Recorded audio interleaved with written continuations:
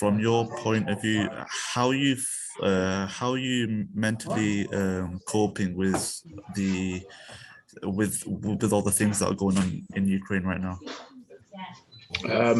That's difficult, to be honest. It's difficult to accept what's happening, seeing the scenes. Even if I wasn't Ukrainian, I think it would be difficult to see what's happening to people's houses, to people. And even more difficult knowing that family is there, and I think mentally I'm only just coping. It is hard. Have you got any family back in Ukraine, and if so, how are they coping? Family, they've found this very difficult because they've suddenly gone from living a normal life to initially, while they were in a city under siege. So they're in Sumy, northeast Ukraine, that was under daily attack. Air raid siren sounding in the night on the 12th floor. They're not young, they're in the 60s, having to go into shelters when the lifts are off. I think physically and mentally they found it very, very difficult, and finding it difficult. A few days back, they moved it out of the city into a village where it's a little bit easier, but there's also very challenges in the village as well. In that the supplies are difficult. They're not attacked as much, but there still are attacks, and they're still having to seek shelter in a basement to protect themselves. So I don't think anyone can mentally prepare for this kind of thing and be ready. They are strong and resilient, and that's keeping them going. But they do break down in tears sometimes when we talk to them. And what was your initial reaction when Russia first attacked? Did you ever think that it was actually going to happen? No, even though we got the warnings from Biden, from the British intelligence, saying that they're planning an attack and that the soldiers are on the border, when the West moved diplomats out of the embassies.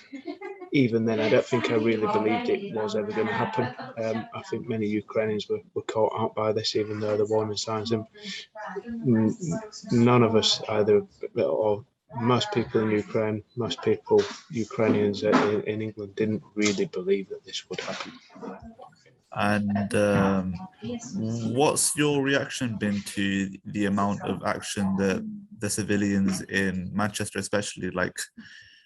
So they've been a lot of, the fundraising. They've been helping out, making blankets and donating supplies and whatnot. What's your reaction to that? It's quite heartwarming to see the response. It's been overwhelming at times. I've been to the Ukrainian club a couple of times since the breakout of the war, and people are walking up. Some people just leave flowers. Other people come in, ask how they can help. Many people drop off donations. Other people donate financially, and actually it's very touching to see how much and how well supported Ukrainians have been. Locally on the street where I live, most of my neighbours have put Ukrainian flags in the windows. People are open to the idea of Ukrainian refugees arriving as well, and talking about providing help and accommodation for them.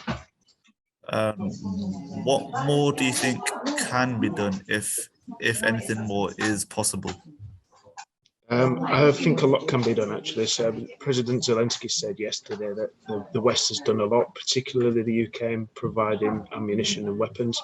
But he says the weekly supply of weapons is lasting for about 20 hours. So there's a big plea from Ukraine's president to the UK to provide more and help further to allow Ukraine to defend themselves. And the other aspect is to keep pushing the sanctions and put more sanctions on. It's only through financial pressure in Russia, as in them not being able to finance a war any further, and the people protesting against their government, that this war can potentially end. Do you know anyone, or if you have been through any sort of like mental struggles or mental health problems, or any so to what extent is the emotional pain that you've been suffering when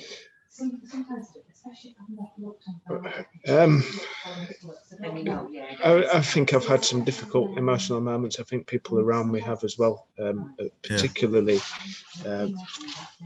my wife, who's needed help with particularly when worried about her parents. I think there's a lot of people in the Ukrainian community who probably have been stretched mentally, emotionally by what they're seeing in the home country.